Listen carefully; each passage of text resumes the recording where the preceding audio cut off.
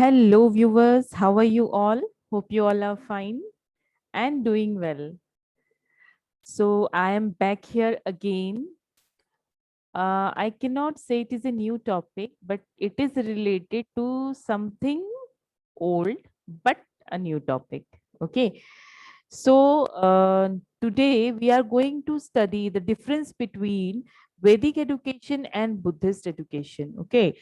सो वैदिक पीरियड जो था उस टाइम पे एजुकेशन कैसे होती थी और बुद्धिस्ट पीरियड जो था उस टाइम पे जो एजुकेशन होती थी उन दोनों में क्या डिफरेंस है। ओके, सो ऑलरेडी हमने वैदिक एजुकेशन और वैदिक पीरियड के बारे में जान लिया है इन माय प्रीवियस वीडियोस। अगर आपने नहीं देखा है तो जल्दी से चेकआउट कीजिए। और बुद्धिस्ट एजुकेशन के बारे में भी हमने स्टडी कर लिया। अब हम ये देखते हैं कि इन दोनों में क्या डिफरेंस था जब हम स्टडी करते थे।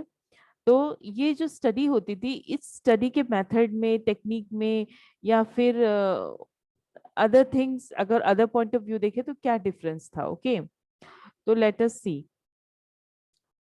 सो सबसे पहले जो हम डिफरेंस में देखेंगे वो ये है, वैदिक एजुकेशन सिस्टम जो था वो जो कंट्रोल होता था वो कौन करता था? Gurus. The Vedic education system is controlled by gurus. Okay, so here whenever the gurus used to decide, whatever the gurus used to decide, that only happens। मतलब गुरु जो डिसाइड करते थे वो वैसा ही होता था। ओके, और जो बुद्धिस्ट एजुकेशन सिस्टम था उसमें कौन करते थे? बुद्धिस्ट संघास, यानी कि जो भी मॉन्क्स होते थे वो एजुकेशन सिस्टम को चलाते थे। ओके, और गुरुज ये भी डिसाइड करते थे कि आज जैसे मान लो एक पर्टिकुलर स्टूडेंट है, उस पर्टिकुलर स्टूडेंट को एक तरीके की शिक्षा दी, किसको किस तरीके की शिक्षा देनी है, कैसे देनी है, सबको जिस तरीके से सबका समझने का तरीका अलग होता है ना, उसी तरीके से यहाँ पे चेंजेस ऑफ मेथड से एजुकेशन दी जाती थी। बुद्धिस्ट एजुकेशन सिस्टम में भी यही होता था कि जैसे मॉन्क्स डिसाइड करते थे इन इस पर्टिकुलर स्टूडेंट को एडमिशन देना है, इसको नहीं देना है। ओके, सो ये सब चीजें इस तरीके से चलती थी। ओके, तो ये पहला डिफरेंस हो गया। अब नेक्स्ट डिफरेंस देखते क्या है। So in Vedic period only student use to beg. अब हमें पता है कि वैदिक टाइम पे जो सिस्टम ऑफ एजुकेशन होता था वो फ्री होता था, है ना, फ्री ऑफ कॉस्ट, फीस तो होती नहीं थी। तो भाई कैसे चलता था? तो डेफिनेटली वो लोग बेग करते थे, भिक्षा मांगते थे, है ना।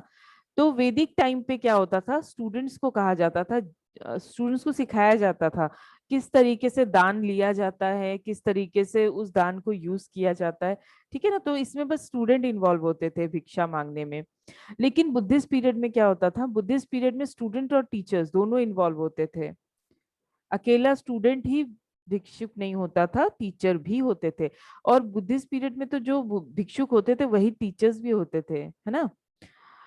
सो अब देखते हैं नेक्स्ट पॉइंट क्या है हमारा। नेक्स्ट पॉइंट बोल रहा है कि वैदिक education system was based on वैदिक रिलीजन।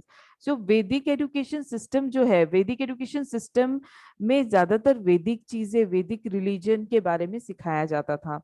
ठीक है ना, हमारे प्राचीन काल में जो भी रिलीजन है, गॉड को कैसे मानना है, गॉड की पूजा कैसे करनी है ना, ये सब चीजें हमारे ग्रंथों में क्या लिखा है, ये सब चीजें सिखाई जाती थी। और बुद्धिस्ट पीरियड में क्या होता था, बुद्धिस्ट रिलीजन पे बेस्ड होती थी जो भी एजुकेशन होती थी। ठीक है ना, तो इसमें वैदिक रिलीजन होता था और इसमें क्या होता था, Buddhist religion. Okay, next let us move further. अब देखते हैं अगला पॉइंट क्या है। तो अगला पॉइंट ये बोल रहा है कि इन वैदिक education system the primary education is done in home. अब इसमें क्या होता था ना, डेफिनेटली स्टूडेंट्स गुरुकुल जाते थे, लेकिन जो प्राइमरी एजुकेशन, तो जो एकदम बिगिनिंग एजुकेशन होती थी, वेरी बिगिनिंग, ठीक है ना, ये जो वेरी बिगिनिंग वाली जो एजुकेशन होती थी ये घर पे ही स्टार्ट हो जाती थी। ठीक है, बेसिक चीजें बताना, जैसे हम आजकल बच्चों को सिखाते हैं ना, स्कूल जाने के पहले हम थोड़ा बहुत एबीसीडी सिखा देते हैं, है ना, थोड़ी बहुत चीजें सिखा देते हैं। तो इसी तरीके से जो वैदिक एजुकेशन, वैदिक पीरियड होता था, वहां पे जो बेसिक एजुकेशन जो स्टार्ट होती थी वो घर से स्टार्ट होती थी। उसके बाद उन्हें गुरुकुल भेजा जाता था। ओके, लेकिन बुद्धिस्ट पीरियड में क्या होता था, बुद्धिस्ट पीरियड में स्टार्टिंग से लेके एंड तक, ठीक है ना, तो जो प्रीवियस एजुकेशन भी होती थी वो मठ्स या विहार्स में होती थी, यानी कि जहाँ मॉन्क्स होते थे, जहाँ स्कूल्स होते थे, वहीं पे होती थी। तो इस पीरियड में घर पे एजुकेशन नहीं होती थी। ओके, नाउ अब देखते हैं नेक्स्ट। अब वैदिक एजुकेशन में क्या होता था, ज्यादातर जो टीचर्स है वो बोलते थे, स्टूडेंट सुन लेते थे और चीजों को वहीं खत्म कर दिया जाता था, है ना, लर्न कर लिया, ये बार बार एक ही चीज को रिपीट किया तो स्टूडेंट्स को याद हो गया, है ना। अब वैदिक एजुकेशन के टाइम पे स्टूडेंट का पार्टिसिपेशन यानी कि लेस होता था, वो ज्यादातर सुनते थे, सीखते थे, है ना। लेकिन बुद्धिस्ट पीरियड में क्या होता था, बुद्धिस्ट पीरियड में मैंने याद है आपको प्रीवियस वीडियोस में बताया था, यहाँ डिबेट्स होते थे, ठीक है ना, डिबेट्स कंडक्ट कराया जाता था, डिस्कशन होता था चीजों को लेके। तो ये जो चीजें होती थी, इनसे क्या होता था, स्टूडेंट पार्टिसिपेट करते थे।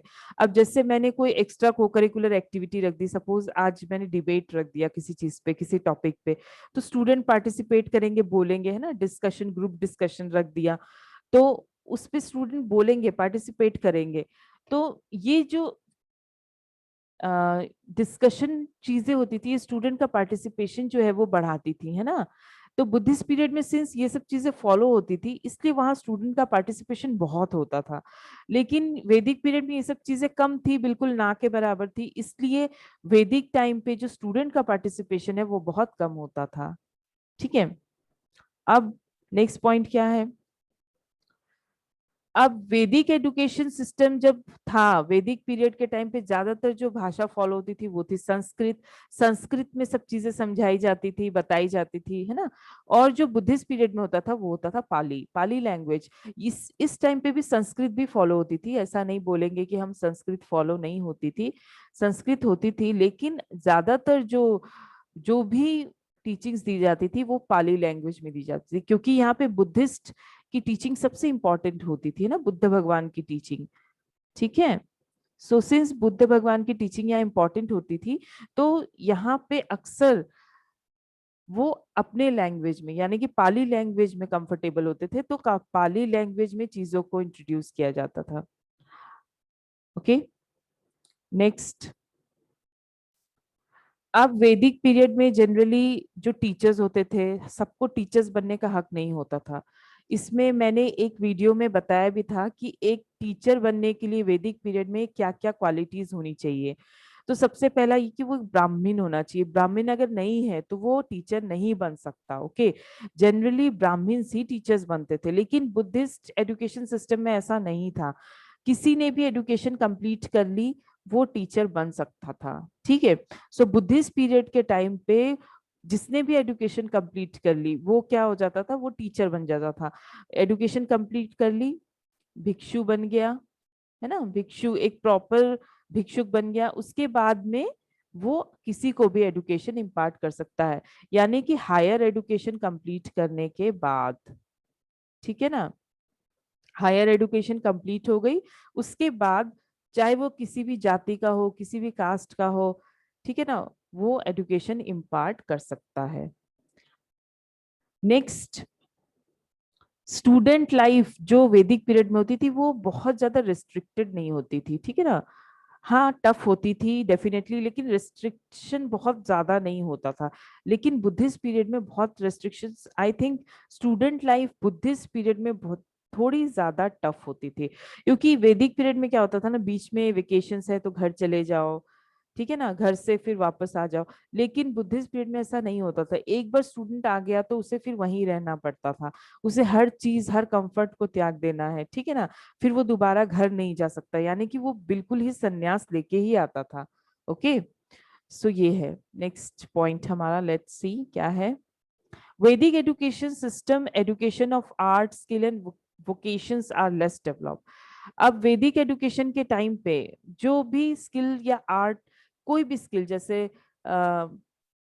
एग्रीकल्चर करना, ठीक है ना, पॉट्स बनाना, मिट्टी के बर्तन बनाना, या फिर और भी जो स्किल्स और टैलेंट और आर्ट जो सिखाया जाता था, वो यहाँ पे वैदिक पीरियड के टाइम पे इतना डेवलप नहीं था जितना बुद्धिस्ट पीरियड के टाइम था। ये वोकेशन ट्रेनिंग मतलब professional kind of, any kind of professional training, कोई भी चीजें होती है ना, वो वैदिक पीरियड में इतनी डेवलप नहीं थी तो जरूर, लेकिन ये उतनी डेवलप नहीं थी, इतने अच्छे तरीके से नहीं दी जाती थी जितना बुद्धिस्ट पीरियड में दी जाती थी। ओके, सो ये एक अनदर पॉइंट ऑफ डिफरेंस हो गया वैदिक एजुकेशन और बुद्धिस्ट एजुकेशन सिस्टम में। अब जो वैदिक पीरियड के टाइम पे जो टीचर्स होते थे ना, वो बिल्कुल स्टूडेंट को अपने बच्चे जैसा, अपने चाइल्ड जैसा ट्रीट करते थे। ठीक है, वो बिल्कुल अपने चिल्ड्रन के लिए फादर मदर होते थे। ठीक है, बिल्कुल अपने पेरेंट्स जैसा बिहेव करते थे। जब भी चाइल्ड को जरूरत है वो बिल्कुल एक पेरेंट्स जैसे खड़े होते थे, उनकी प्रॉब्लम सॉल्व करते थे। अगर स्टूडेंट बीमार है या कोई और रीजन है, ठीक है ना, तो वो बिल्कुल ही प्रॉपर तरीके से ध्यान। लेकिन बुद्धिस्ट पीरियड में ये अटैचमेंट तो था, लेकिन कम था, लेस था, इतना इंटेंस, इतना यू कैन से इतना डीप नहीं था जितना वैदिक पीरियड के टाइम पे होता था। वैदिक पीरियड के टाइम पे एक टीचर और स्टूडेंट का रिलेशन बहुत डीप होता था। ठीक है ना, एक दूसरे को समझना और वो कनेक्शन बहुत डीप होता था। जो याद है, अपने प्रॉमिस रखने के लिए अपने गुरु को कुछ भी देते थे, है ना। लेकिन बुद्धिस्ट पीरियड में ये जो बॉन्ड है ये इतना मजबूत नहीं था। ओके, अब देखते हैं नेक्स्ट क्या है हमारा। वैदिक पीरियड में बेसिकली जो मेथड होता था टीचिंग का, वो ऑरल होता था। ठीक है ना, दिस इज पीरियड। ओके, सो वैदिक पीरियड के टाइम पे बेसिकली ऑरल, मुंह मुंह से बोलकर शिक्षा दी जाती थी, ऑरली। लिखना बहुत कम, नहीं के बराबर। ठीक है, और ऑरल बोल के बार बार रिपीट करके चीजों को याद कराया जाता था। लेकिन बुद्धिस्ट पीरियड में ये चीज तब भी ऑरल था, रिटन भी था, लेकिन रिटन तब भी कम होता था। लेकिन वहां पे और भी टेक्निक्स आ गई थी, जैसे डिस्कशन करके सीखना, डिबेट्स करना, कॉन्फ्रेंस। कॉन्फ्रेंस मतलब एक सभा या उस तरीके की चीज, बैठना ग्रुप में और चीजों को डिस्कस करना, समझना, आर्ग्यू करना, करेक्ट करना एक दूसरे को, ये सब चीजें होती थी। ओके, अब लेट्स सी अनदर पॉइंट। एक वैदिक एजुकेशन सिस्टम के टाइम पे जो भी स्टूडेंट यहाँ पे एजुकेशन लेने आता था वो ब्रह्मचारी। ओके, उसे कहते थे हम ब्रह्मचारी। और बुद्धिस्ट पीरियड में जो आते थे उन्हें हम कहते थे भिक्षुक। यानी कि जब वैदिक एजुकेशन सिस्टम में जब एक स्टूडेंट ने एक शिक्षा ले ली तो हम उसे कहेंगे ब्रह्मचारी। अब प्रॉपर तरीके से हायर एजुकेशन ले ली, सब कुछ ले लिया, तो वो एक क्या बन गया, ब्रह्मचारी। और बुद्धिस्ट एजुकेशन में है भिक्षुक। ओके, अब let's see the next point. So Vedic सिस्टम में क्या होता था, स्टूडेंट्स को घर जाना अलाउ होता था। अब क्या होता था, जैसे एजुकेशन ले ली, हमने पढ़ा था, है ना, वैदिक पीरियड के टाइम पे बेसिक एजुकेशन घर से स्टार्ट हुई, उसके बाद वो जाते थे गुरुकुल्स, है ना, गुरुकुल्स गए, गुरुकुल्स में जाके स्टडी किया। अब गुरुकुल के बाद उन्हें अपना गृहस्थ जीवन मिलता था, यानी कि शादी करना, आगे की लाइफ जीना, अगर कोई राजा है तो उसे अपना राज्य संभालना, ये सब चीजें करना जरूरी था। उसके बाद संन्यास आता था। ठीक है, तो गृहस्थ जीवन बीच में जरूर आता था, तो टीचिंग देने के बाद एक बार उन्हें भेज दिया जाता था ताकि वो अपनी जो वर्ल्डली ड्यूटीज है वो पूरी करके आए। अपने मदर के तरफ जो ड्यूटी है, फादर की तरफ जो ड्यूटी है, अपने वाइफ के तरफ, सन की तरफ, ठीक है ना, जितनी भी ड्यूटीज है वो कंप्लीट करने के लिए उसे भेजा जाता था। लेकिन बुद्धिस्ट पीरियड में ऐसा नहीं होता था, जो स्टूडेंट्स आ गए वो आ गए। अब वो अगर हायर एजुकेशन लेना चाह रहे हैं तो वो बिल्कुल भिक्षुक बन जाएंगे, वो बिल्कुल हर चीज को त्याग देंगे, उन्हें गृहस्थ जीवन नहीं मिलता था। मतलब जो गृहस्थ पार्ट, शादी और घर गृहस्थी का पार्ट है, वो एक्सक्लूड था।